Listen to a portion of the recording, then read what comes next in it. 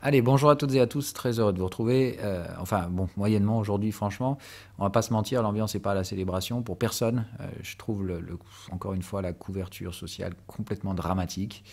Entre ceux qui se gargarisent d'avoir réussi le super short, ceux qui se disent ouais, super, moi j'avais attendu ça, je vais me régaler. Alors qu'en face de ça, vous avez des gens qui sont en train de se demander s'ils vont pouvoir récupérer leur argent, d'autres qui ont tout perdu. Donc franchement, encore une fois, c'est la limite de la sociopathie pour ma part, c'est de dire juste un tout petit peu, un tout petit peu d'altruisme ici ferait peut-être pas tout à fait de mal, de juste se dire que fermer votre gueule dans un environnement aussi dramatique, plutôt que de venir la ramener pour dire à quel point vous allez être super bon sur le remplissage de votre portefeuille alors que d'autres viennent de le perdre dans l'intégralité, ça ferait peut-être pas de mal. Voilà, donc juste petit message d'introduction, fermez vos gueules pour ceux qui la ramènent sur les réseaux, je trouve ça quand même, encore une fois, à la limite de comportement sociopathique. Normalement, toute personne rationnelle dans ce, enfin, on va dire normalement humainement constituée, devrait se rendre compte que venir se gargariser sur les réseaux alors que d'autres viennent de crever, c'est peut-être pas très malin. Voilà. Deuxième chose, donc, on va parler des tenants aboutissants. Je ne vais pas revenir sur ce qui s'est déroulé. Normalement, ça a été largement couvert par différentes sources d'informations qui font bien leur travail. C'est toujours un flou artistique sans nom, mais par contre, donc, je vais essayer de vous apporter ma lecture graphique, puisque c'est quand même là où je suis plus doué. Donc, on va essayer de voir un petit peu tous les tenants et aboutissants de ça. Donc, pour moi, il y a certains projets qui viennent de changer radicalement, et oui, je me suis clairement planté du coup.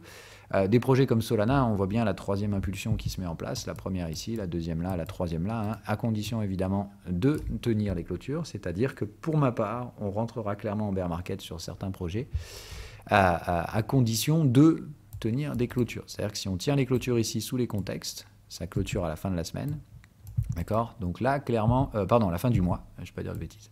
Ça clôturera à la fin du mois de novembre. Donc si à la fin du mois de novembre, Solana clôture, on va dire au moins sous les 9 milliards de market cap, pour ma part, game over, ça veut dire Solana mange un bear market, un vrai crack, hein, donc c'est-à-dire c'est monté vite, ça descend, etc. Quand on a trois impulsions, hein, pour moi, c'est qu'on a fait marché haussier, marché baissier, égal, je ne connais pas l'avenir de ce projet, mais sans relever, ça prendra du temps. Il y a d'autres trucs comme ça. Bon, bah là, désolé, je vois toujours pas de trois impulsions, les gars. Hein, j'en vois que deux. La tendance est toujours haussière. Donc, faites ce que vous voulez. Si vous voulez vous séparer de vos Ethereum, c'est votre problème. Il en va de même pour moi sur d'autres projets de très bonne qualité comme Atom, etc. Je ne vois pas pourquoi ça baisserait. Il en va de même pour Bitcoin, qui n'a absolument pas fait de troisième extrapolation, mais qui est juste en train d'essayer de faire parler les cons sur tous les réseaux. Donc là, c'est la même chose. Si on doit se retrouver à 22 000 d'ici la fin du mois, eh ben, vous aurez juste tous parlé comme des gros débiles. Vous serez tous là à attendre vos 13 000 ou je sais pas quoi, pour rien du tout. Encore une fois, bon courage. On n'a toujours pas quitté cette zone de valeur sur Bitcoin. Vous faites ce que vous voulez. Moi, je regarde mes graphiques. Mes graphiques ne me disent absolument pas que ça y est, on est parti comme en 2018. C'est le crash, on est... Non, en fait. Pour moi, il faut vraiment que Bitcoin, ça tienne déjà des clôtures daily sous 14 000 avant qu'on parle de quoi que ce soit. Ici, je vois ni plus ni moins que des tentatives d'accélération baissière dans des cycles haussiers avec un momentum shakeout. Ça, pour moi, je connais très bien, c'est volatilité à débile. On a vu les alertes de volatilité en 4 heures il y a de ça quelques jours, avant même que ça se produise. Donc là, maintenant, c'est juste de dire, bon, il faut peut-être qu'à un moment donné, on arrête de raconter n'importe quoi partout. Ça me gonfle, en fait, ces gens-là qui sont franchement, enfin, avec un tout petit peu de recul, juste mauvais, hein, mais qui l'ouvrent bien grand. Et surtout, à côté de ça, tous ceux qui prennent des paris sur la stratosphère. Enfin, voilà, bref, bravo encore hein, quand même à ceux qui ont profité de la vente. Mais alors, franchement, celle-là, fallait la voir venir. Bref, ça m'horripile. Je vais faire du nettoyage hein, sur les réseaux. Je vous dis clairement, hein, voilà, les gros débiles, maintenant, c'en est ras le cul de les voir discuter de trucs qu'ils comprennent même pas. Donc, on fait attention, il s'agit bien de clôture. Pour statuer du fait qu'on a quitté cette zone de valeur, il va falloir, pour ma part, en tout cas avec ce que moi ma stratégie me dit, clôturer sous les 15 000 $ en daily et plusieurs fois de suite. Or, je suis personnellement pas du tout favorable à ça. Hein. Moi, je suis déjà en train d'acheter les bottoms de Bitcoin. Ça a été fait, j'avais mes ordres placés à 17 400. Donc maintenant, moi, j'ai payé 17 400, c'était le plan, je n'ai pas changé quoi que ce soit. Soit j'ai raison, ça va rebondir et vous allez vite voir qu'au final, le bear market, vous allez vous le mettre où je pense, ou alors effectivement, je me trompe et on va rentrer en bear market sur Bitcoin aussi, ce qui veut donc dire trader ici, sous les contextes, market, tenir les clôtures, et dans ce cas-là, on aura le 3e décalage de Bitcoin, lui aussi en bear market, et là, clairement, on ne repartira pas avant plusieurs mois, voire trimestres. Mais ce que me gonfle, c'est encore une fois des gens qui racontent n'importe quoi, comme si vous connaissiez déjà l'avenir. Ah ouais, FTX, etc. Effectivement, les effets collatéraux vont être immenses, on va mettre des mois et des trimestres avant de se relever. Moi, je vous dis juste, c'est pas ce que j'ai sur les graphiques. Voilà. Vous faites ce que vous voulez. Moi, les graphiques me disent absolument pas que c'est bear. Les graphiques, ils me disent juste que ça, on est bear en fait depuis 6 mois. Hein. On a déjà perdu 80% en ligne droite. Donc en fait, au bout d'un moment, il faut peut-être regarder l'historique de marché, mettre les choses dans leur contexte. Okay, oui, c'est énorme ce qui se passe sur FTX. Et oui, personnellement, je n'ai pas fait ce pari-là. Je pensais qu'on avait vu le pire déjà et qu'on ne pourrait pas faire pire que ce qu'on avait connu. Les 3AC Capital, etc. Bon, et ben, il se trouve qu'on est capable de faire pire. On est en train de faire un Mt. Gox au carré. C'est un Lehman Brothers. C'est un truc énorme. Oui, soit. Mais là, encore une fois, on est déjà au fond de la vague. Il faut juste que vous soyez quand même rationnel sur des ratios de valorisation. On est quand même au trou du cul. Bon, bref, donc bravo pour ceux qui avaient gardé ce capital pour la fameuse panique générale. Moi, je vous dis surtout que ceux qui parient sur la panique, c'est, comme je vous l'avais dit, ceux qui se retrouvent à acheter sur les moyennes quand ils se plantent de contexte. Maintenant, la force est de constater, avec un peu d'humilité quand même, que c'est moi qui me suis planté. Donc bravo quand même à ceux qui l'avaient anticipé.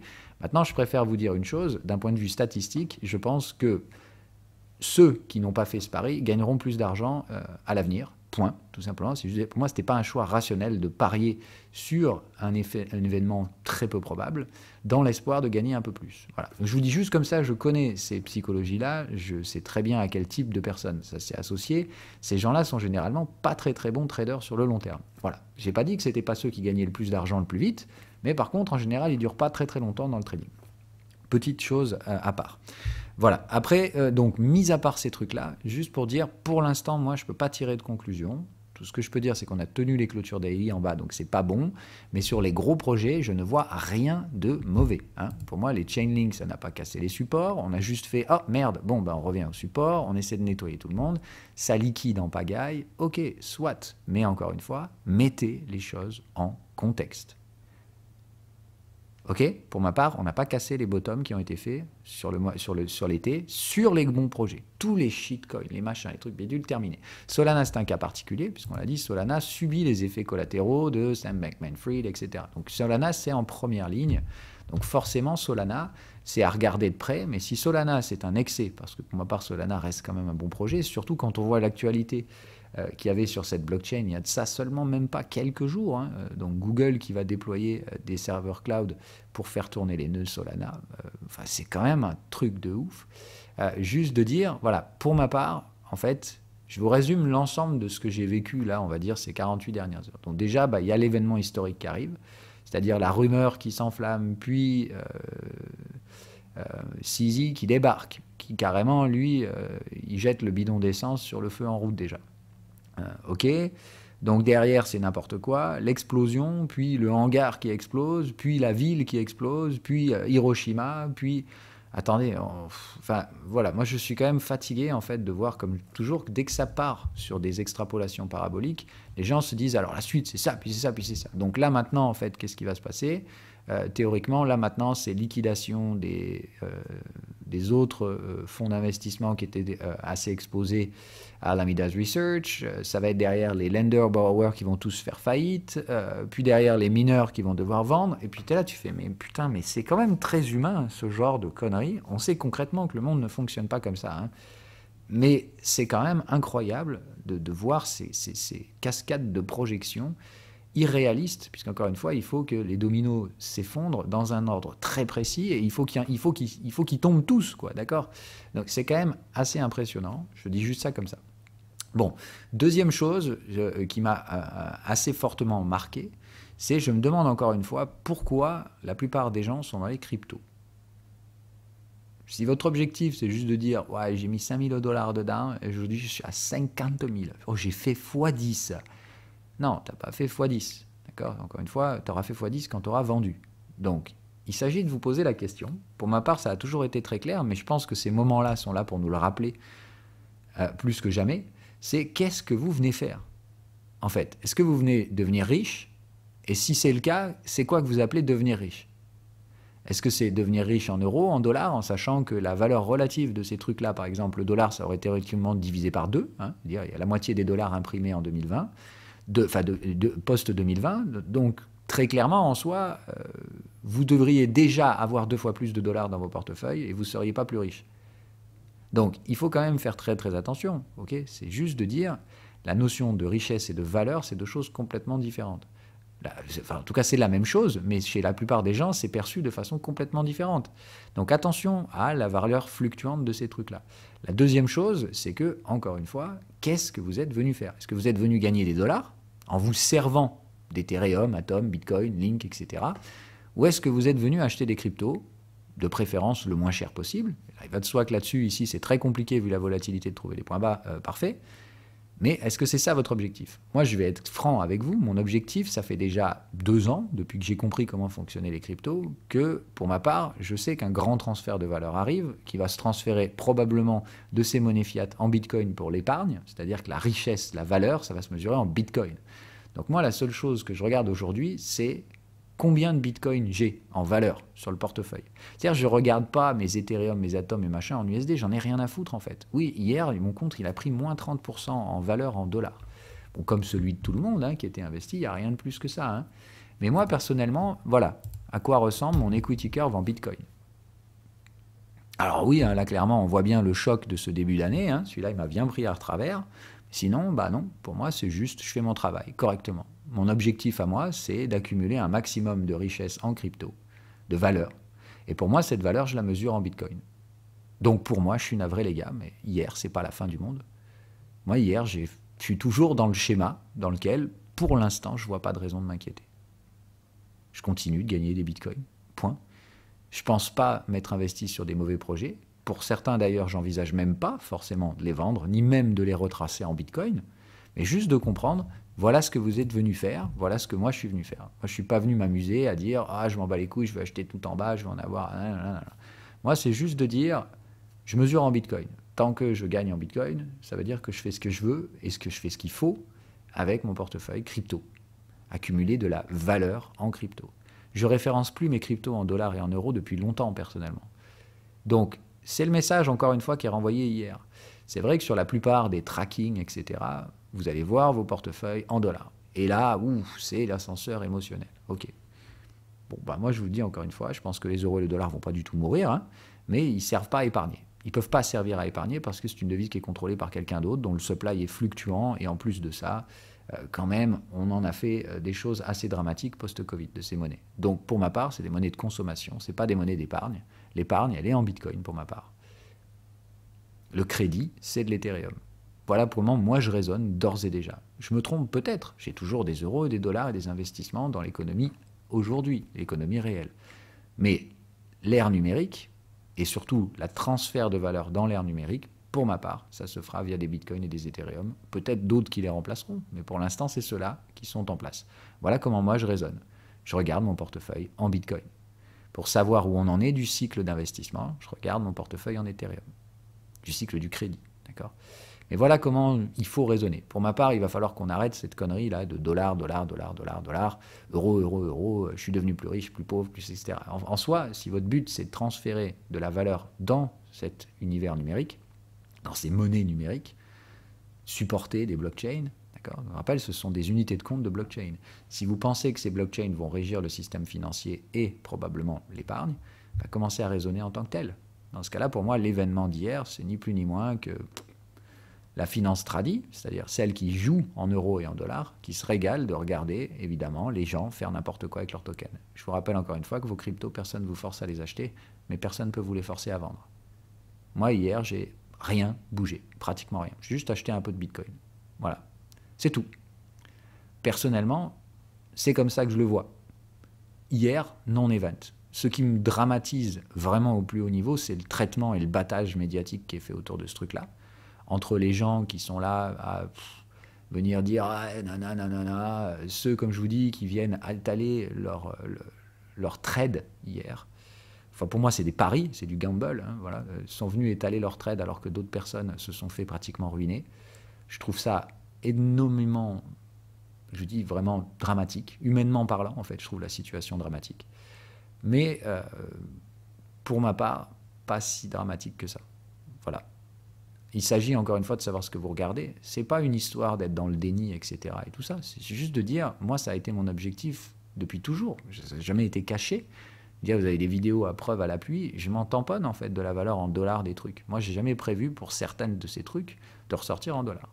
Alors, j'ai clairement une partie du portefeuille qui est spéculative et qui sera éventuellement ressortie en dollars. Mais très sincèrement, c'est pas l'objectif. Hein. Je préfère être franc avec vous. Moi, je pense que l'économie dérivée, c'est-à-dire de la couverture, elle va arriver dans les cryptos, mais dans ce monde crypto. Et une fois qu'elle va arriver, j'aurai plus jamais besoin en fait. Je pourrais prendre des puts d'école, mais qui ne seront pas du tout payables en dollars et en euros, qui seront payables en Ethereum ou en Bitcoin. Et c'est ça, moi, que je veux faire. Moi, ce qui m'intéresse, c'est d'avoir un maximum de Bitcoin, d'Ethereum, d'Atom. Atom, ça reste toujours subjectif, hein, mais voilà, on verra. Pour l'instant, Atom, c'est plutôt sur une partie de j'anticipe que ce soit bon. Mais voilà, ceux qui sont en noir, pour moi, c'est ceux qui, si j'ai moyen de faire un trade dessus, ok, mais c'est surtout de l'investissement que je cherche à faire. Les autres, je m'en fous, c'est que du trading, très clairement. Les autres, c'est oui, je sais qu'à terme, j'en ressortirai probablement avec soit une autre crypto, soit effectivement peut-être des euros et des dollars, parce qu'il ne faut quand même pas se mentir. J'ai bien dit, euros et dollars restent des devises de consommation. D'accord ? Il faut bien consommer quand même. Vous êtes un humain, qu'à cela ne tienne, vous avez besoin de boire, bouffer, baiser. Donc, tout ça, ça a un coût. Donc, on fait attention, encore une fois, à ce truc-là. Okay, il ne s'agit pas de dire je transforme tout mon compte en crypto, bitcoin, machin, je sais pas quoi. Non, non. Comment tu vas faire pour bouffer la semaine prochaine ? Donc, restons rationnels, d'accord ?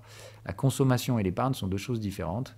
Et je pense personnellement qu'il est grand temps aujourd'hui de réfléchir à ce que vous voulez faire de votre épargne. Voilà.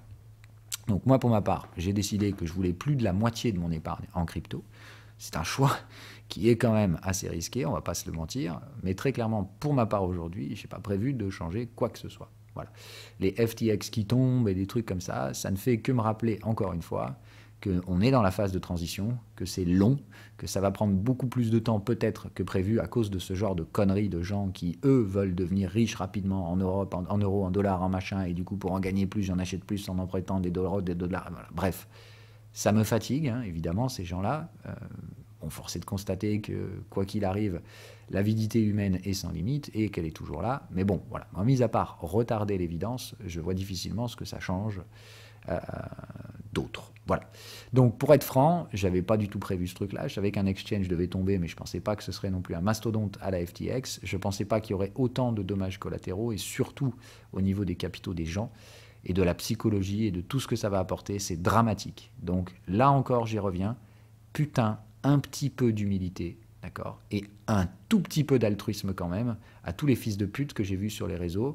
Franchement, ça frôle la sociopathie à un moment donné de ne pas avoir d'empathie à ce niveau-là. Voilà. Donc, un peu de respect pour ceux qui sont dans la merde. Pour ceux qui ont leur compte bloqué, je vous souhaite que ce ne soit pas un Mt. Gox, on n'en sait rien, et très franchement, je ne peux pas vous apporter la réponse, je ne sais pas. Moi, perso, j'avais rien chez FTX. Ceux pour qui c'est le cas, encore une fois, c'est quand même mon métier de gérer les risques, et celui-là, je suis très loin de l'avoir vu venir. Donc, si moi, je ne l'ai pas vu venir, il n'y a pas grand monde qui l'a vu venir non plus. Donc, écoutez, vous n'avez rien à vous reprocher. Moi, pour ma part, il y avait des exchanges où il ne fallait pas aller, oui, mais FTX n'en faisait pas partie. Donc, attention, attention. Encore une fois, vous ne faites pas arnaquer maintenant. Faites vraiment très, très attention. Vous allez vous recevoir des coups de fil. C'est dans ces environnements-là qu'il y a les plus gros fils de pute existants au monde qui vont sortir. On va vous appeler pour vous proposer des solutions de recovery, etc. Non, ok ? Rien de tout ça. Vous venez de prendre une bombe dans la gueule. Si vous aviez toute votre épargne sur FTX, franchement, sérieusement, il va falloir juste prendre du recul, laisser du temps au temps. Mais alors là, attention au démarchage téléphonique, email, etc. pour essayer de récupérer vos fonds. Ça pue l'arnaque à 3000. Voilà. Donc vraiment faire très très attention. Moi, c'est ça qui me déplore en ce moment.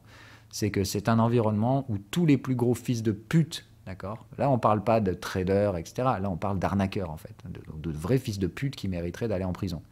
Ces gars-là vont sortir dans tous les sens. Là, toute l'attention est sur la crypto et ils vont se régaler. Donc, s'il vous plaît, faites attention.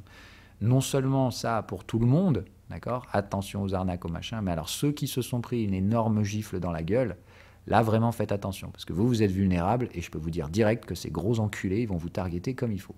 Donc, il faut vraiment faire attention. OK ? prudence avant toute chose. Là, vous venez de prendre une baffe dans la gueule ou une bombe atomique, donc prenez de la distance et surtout pas essayer de vous refaire tout de suite, etc. Tutti quanti. D'accord?